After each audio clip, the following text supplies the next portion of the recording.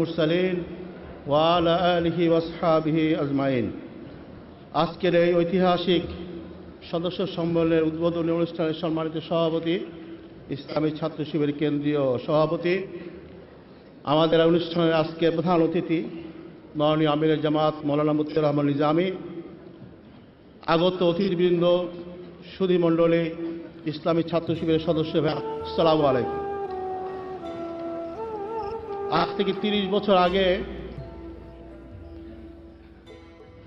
ইসলামী ছাত্র শিবির যাত্রা শুরু করে ইসলামী আন্দোলনের সোনালী ইতিহাস রচনা করেছে। Islam will emerge with the same tremendous speed as it emerged 1400 years before. এটি ইতিহাসের দাবি, আল্লাহ রসুলের ভবিষ্যৎবাণী। খেলাফত আলা মিনহাজুন নবুয়ত। আমরা দোয়া করছি ইসলামী ছাত্র শিবির আগামী ইসলামী বিজয় সভ্যতার সামনের কাতারে সৈনিকের ভূমিকা পালন করবে ইনশাআল্লাহ। প্রিয় ভাইয়েরা, সময় কম, আমরা অতিথিদের বক্তব্য শুনব। ধর্মহীন পাশ্চাত্য সভ্যতার আর দুনিয়াকে নেতৃত্ব দেওয়ার কোন নৈতিক অধিকার নেই। বিগত 100 বছর তার মানুষকে নির্যাতন করেছে, দুটি বিশ্বযুদ্ধ উপহার দিয়েছে, ভিয়েতনামে বিনা কারণে 50 লক্ষ মানুষ হত্যা করেছে, বসনিয়াতে মানুষ হত্যা করেছে, পাশ্চাত্য সভ্যতার সংসারকে ভেঙে দিয়েছে, জারজ সন্তানের সংখ্যা বাড়িয়ে দিয়েছে এবং এইডসের মতো মহামারী উপহার দিয়েছে। এই সভ্যতার বিদায়, এই সভ্যতার দুনিয়ার মানচিত্র থেকে বিদায় একটি সময়ের ব্যাপার মাত্র। আমি শিবিরের ভাইদেরকে স্মরণ করে দিতে চাই, স্লোগান দিয়ে, তাবিজ দিয়ে, দোয়াজ দিয়ে, দোয়া করে এবং তাবিজ দিয়ে সভ্যতার পরাজয় হয় না। একটি উদীয়মান সভ্যতাকে, এই পরাজিত সভ্যতার প্রতিটি ক্ষেত্রে, প্রতিটি অঙ্গনে পরাজিত করতে হবে। যেমনটি আল্লাহ রসুল করেছিলেন তায়েফে, যেমন করেছিলেন বদরে মহিদে।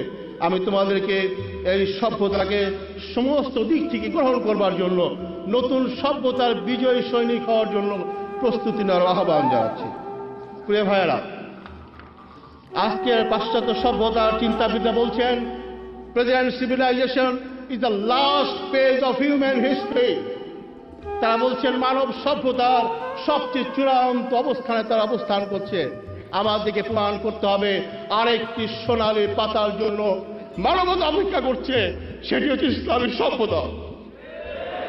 আল্লাহ রসুলের সে হাদিস, আবার যখন খেলাফত আলা মিনহাজুন নবুয়ত কায়েম হবে, আসমানবাসী, জমিনবাসী সবাই খুশি হবে, আনন্দিত হবে। আসমান তার রহমতের দরজা খুলে দেবে, জমিন তার বরকত উজাড় করে ঢেলে দেবে। আমি আমার কথা এই কথা বলে শেষ করতে চাই। আগের বক্তাদের সঙ্গে সুর মিলিয়ে ইতিহাস সাক্ষী দেয়, বাংলাদেশের জমিন হাজার বছর ধরে বাংলাদেশের জনগণ ইসলামের সপক্ষে ভূমিকা পালন করেছে। শহীদ তিতুমীরের পাশের কেল্লা এই দেশের জনগণ তৈরি করেছে। আমি তোমাদেরকে আহ্বান জানাতে চাই, ইউনিভার্সিটি এবং বিশ্ববিদ্যালয়ের 90% ছাত্রকে ইসলামের পতাকা তলে নিয়ে আসতে হবে এবং সেটা সম্ভব আল্লাহ রসুলের সেই চেতনা দিয়ে, যেটা তিনি তায়েফে দোয়া করেছিলেন, ভালোবাসা দিয়ে। আল্লাহ পাক তোমাদেরকে আল্লাহকে একমাত্র প্রভু হিসাবে গ্রহণ করার তৌফিক দিন, আল্লাহ রসুলকে একমাত্র আদর্শ হিসাবে গ্রহণ করার তৌফিক দিন এবং কোরআনকে আলোকবর্তিকা হিসাবে গ্রহণ করার তৌফিক দিন এবং জান্নাতকে স্বপ্ন দেখে পথ চলার তৌফিক দিন। ইনশাআল্লাহ আল্লাহর ওয়াদা রয়েছে, উলাইকা হিজবুল্লাহ, আলা ইন্না হিজবুল্লাহি হুমুল মুফলিহুন। এরা হচ্ছে আল্লাহর দল, নিশ্চয় আল্লাহর দল কল্যাণ প্রাপ্ত হবে। আমরা তোমাদেরকে আল্লাহর দলে শামিল হওয়ার আহ্বান জানাচ্ছি। ইন্না জুনদান আল্লাহুল গালিবুন। আল্লাহ ওয়াদা করেছেন আমার সেনা দল বিজয়ী হবে। আল্লাহ পাক তোমাদেরকে চেতনায়, চিন্তায়, চরিত্রে আল্লাহর সৈনিকের ভূমিকা অর্জন করার তৌফিক দান করুন। ইনশাআল্লাহ বাংলাদেশে কলেমার শিশুদল পতাকা তোলে মানবতার আশ্রয় গ্রহণ করা একটি সময়ের ব্যাপার। আল্লাহ পাক ইসলামী ছাত্র শিবিরকে সে আগত শান্তির সভ্যতার সূর্যবাদকের ভূমিকা পালন করার তৌফিক দান করুন।